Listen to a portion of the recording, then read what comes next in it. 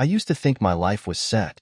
My small chain of coffee shops was thriving, bringing in steady customers and income.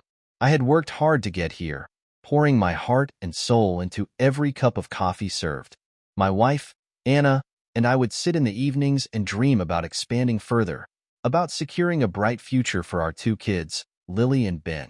But life has a way of surprising you, sometimes in ways you never expect. It all began with a sudden economic downturn. The foot traffic to my shops decreased dramatically.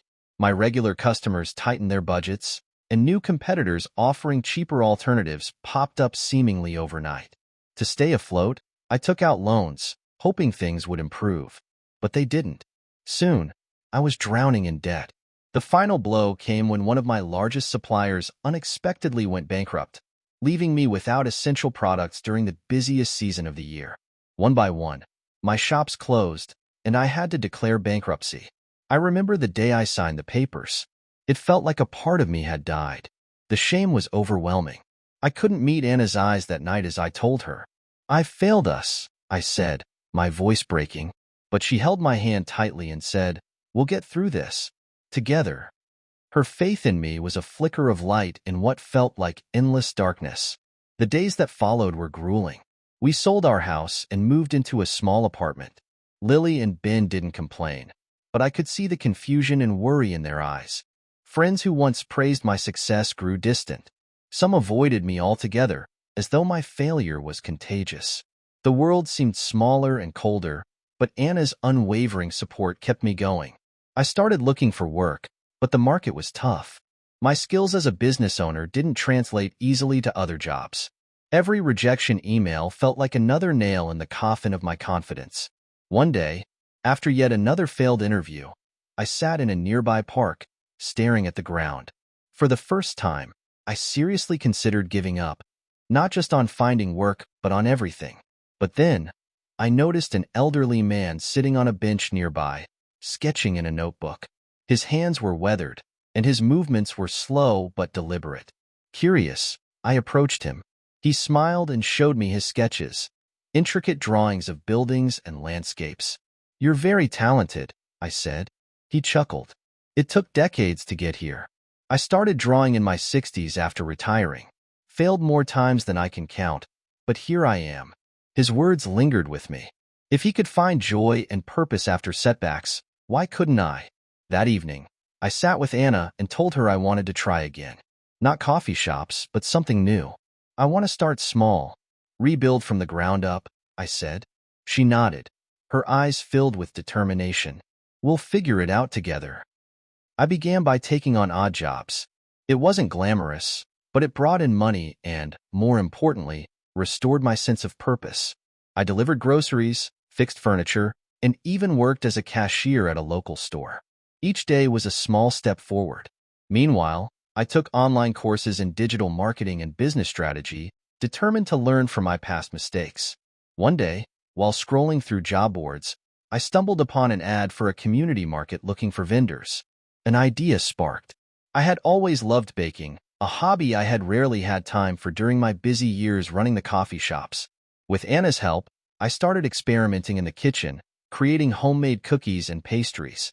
Our kids became our official taste testers, giving enthusiastic thumbs-ups for our creations.